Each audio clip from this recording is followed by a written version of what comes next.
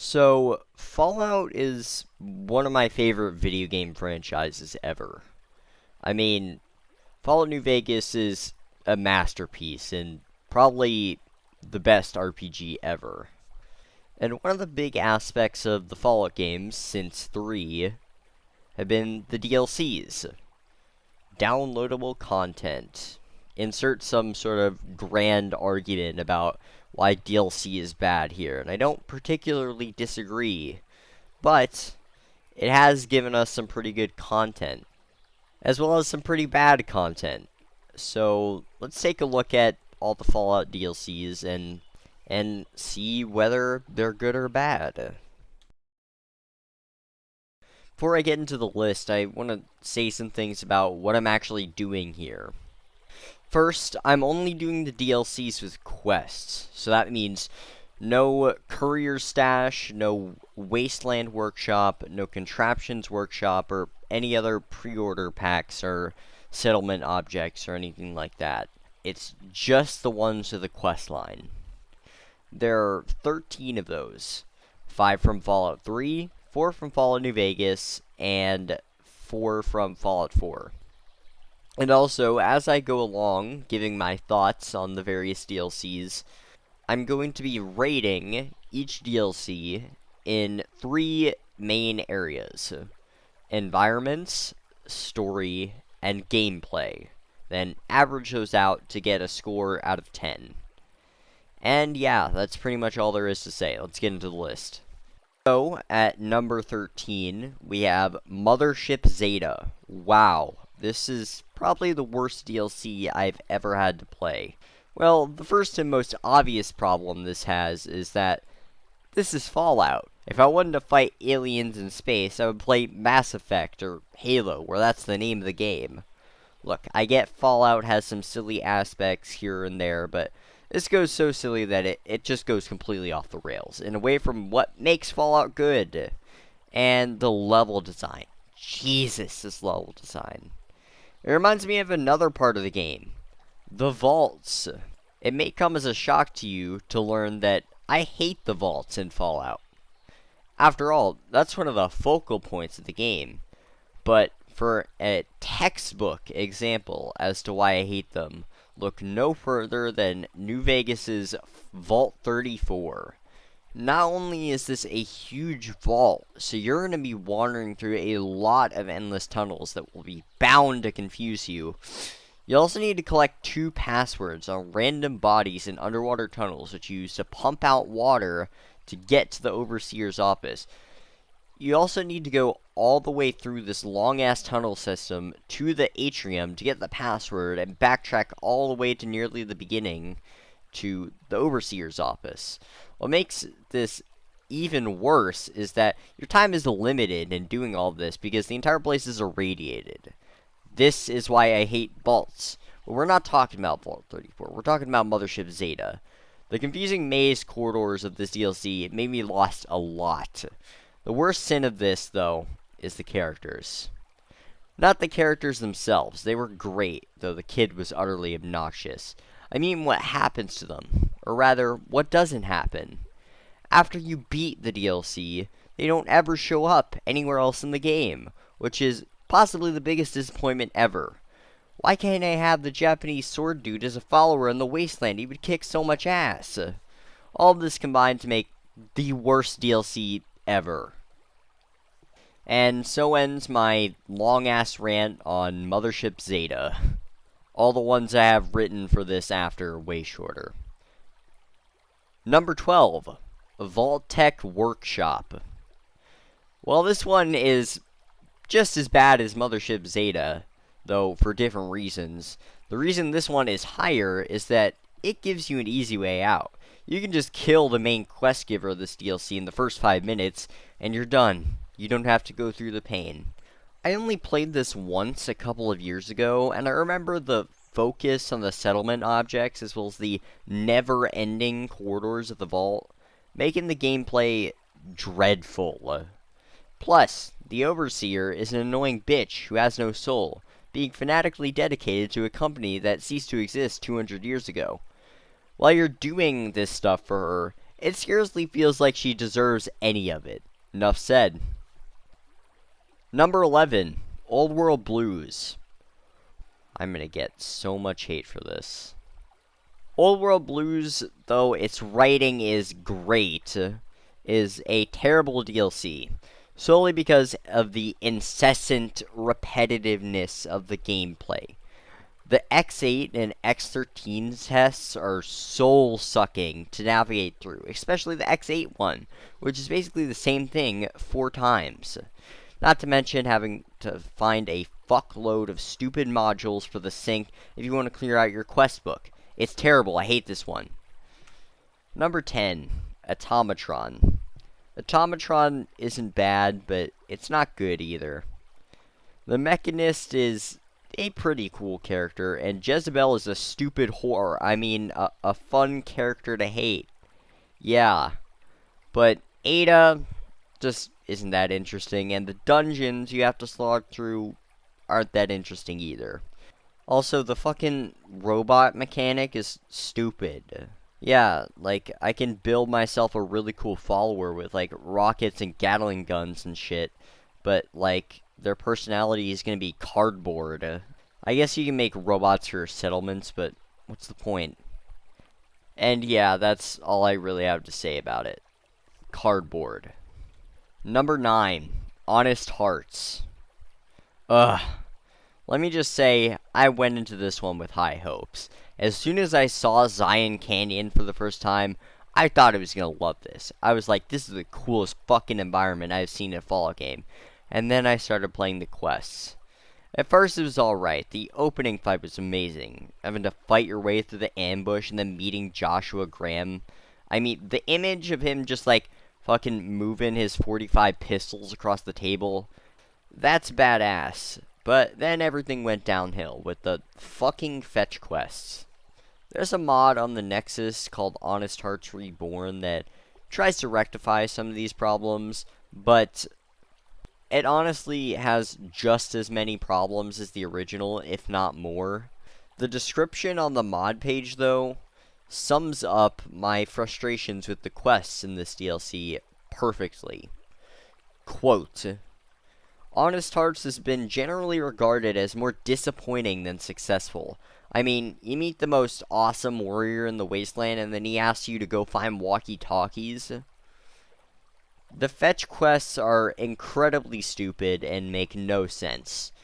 Why not give me a mission to assassinate a White Lakes leader or make the Sorrows more initially hostile, like an NCR Con situation, and I have to do missions to have them team up with you to take down the White Legs, or a mission to cut off the White Legs supply lines for when the attack happens. I don't know. These are all things that I came up with off the top of my head writing this, and they would have taken more time, but the DLC would have been way better as a result, and actually worth getting. I still thought it was okay, but it was a massive disappointment, especially the ending, which is way less of an epic battle if you chose the battle route than I was expecting. It took place in a narrow-ass canyon, which basically meant you were taking enemies like 2 or 3 at a time. That's not... It doesn't make for an epic battle. It should have been more like the opening fight and be more open, have like a ton of enemies, or be like the Better Angels, where the White Legs are just like rushing across like a canyon or something. And the Flight from Zion one is just as dumb, but honestly, I'll just leave it off here. That's my gripes with the Honest Hearts. Probably the biggest disappointment in this list.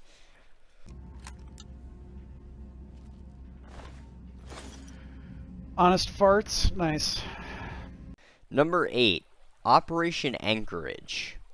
Operation Anchorage is, in a nutshell, Bethesda's attempt to turn Fallout into a straight action game from an action RPG. And I think they did a decent job. I mean, I thought it was alright.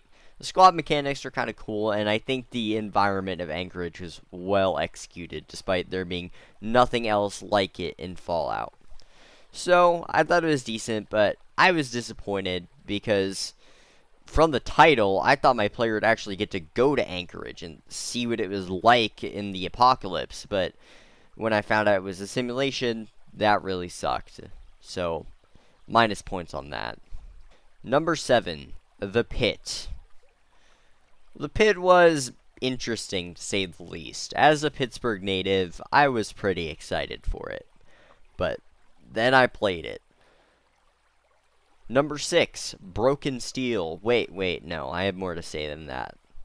I thought the area didn't do my city justice, honestly. I mean, look at this map, and then realize that this is the actual playable area.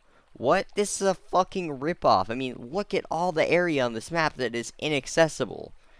It's also just disappointing to see my city reduced to a collective of slaves, but hey, that's the wasteland for you. Otherwise, the storyline and basically everything else about the DLC was decent, but damn, this is a big disappointment. Number 6, Broken Steel. I thought this one was pretty cool. The first quest where you have to beat up the Enclave really gave me the feeling of going to war and being on the front lines, like in Strife. Really bringing the fight to the Enclave, kicking their asses. Also, the train section of the White House was pretty cool, and so was Adam Air Force Base, but I don't really have anything much to say. I just thought it was decent to good. Number 5, Nuka World. Okay, now we're starting to really get into the good DLCs.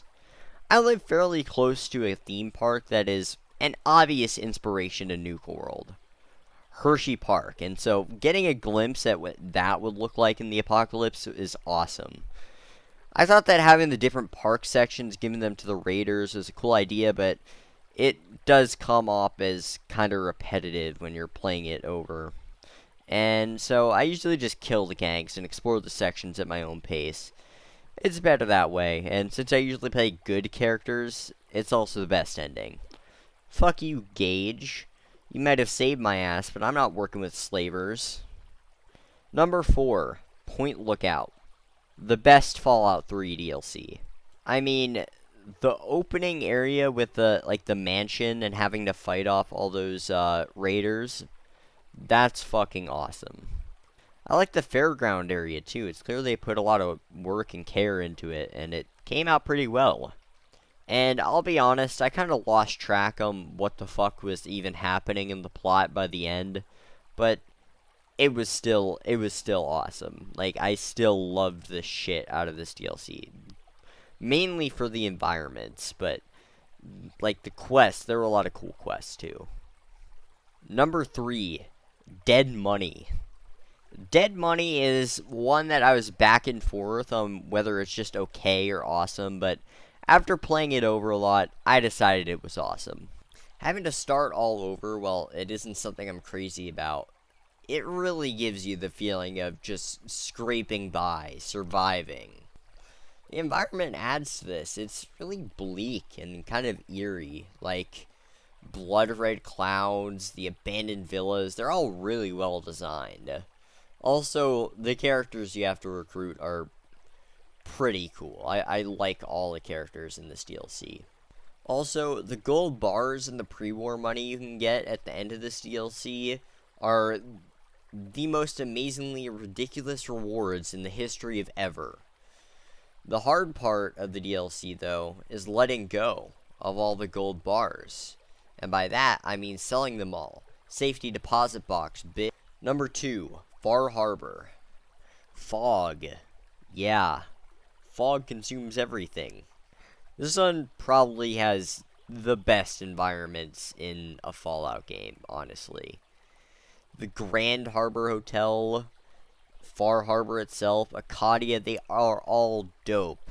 Plus the whole fog pine tree thing, I love that.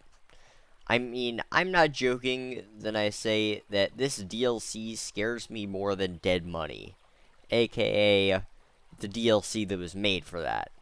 Having lurkers jump out at you from the fog is fucking terrifying. It's cool terrifying, though.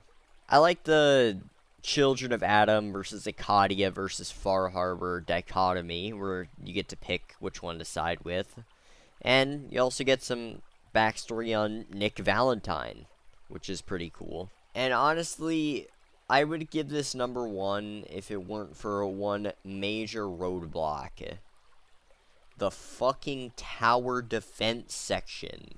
Why put a stupid fucking tower defense minigame in an action RPG. What the shit? I mean, imagine the fucking boardroom pitch meeting for this shit.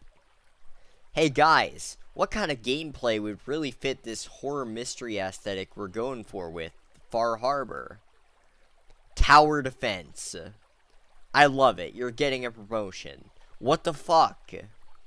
Number 1, Lonesome Road. Yes, really. Wow. Just wow. Let me say that the opening view of the Divide is one of the best views in gaming, seriously. And the locations of Hopeton and Ashfield that you get to go through, the places in between with the big fucking collapsed skyscrapers and shit. Holy fuck. Those are amazing environments. Plus, the idea of the Marked Men, they're a really fun faction to fight. They make really good enemies. As well as Ulysses. He's not just a one-note bad guy like some other ones I could name from DLCs on this list. He has probably more depth than any other side character in video games. He's truly awesome. Also, you can launch missiles. What more do I need to say? Also, you're probably screaming at me, Muffin, you forgot about Fallout 76. Well, that's because Fallout 76 is trash. Deal with it. And that's why I haven't played it or played any of the DLCs, because it fucking sucks. So, yeah. That's that. If you liked this video, be sure to subscribe because I got a couple more Fallout videos planned. I don't know if they'll pan out. And also some general gaming content, so like and subscribe and all that bullshit. I'm the Logmuffin, and as always, I'll see you up ahead.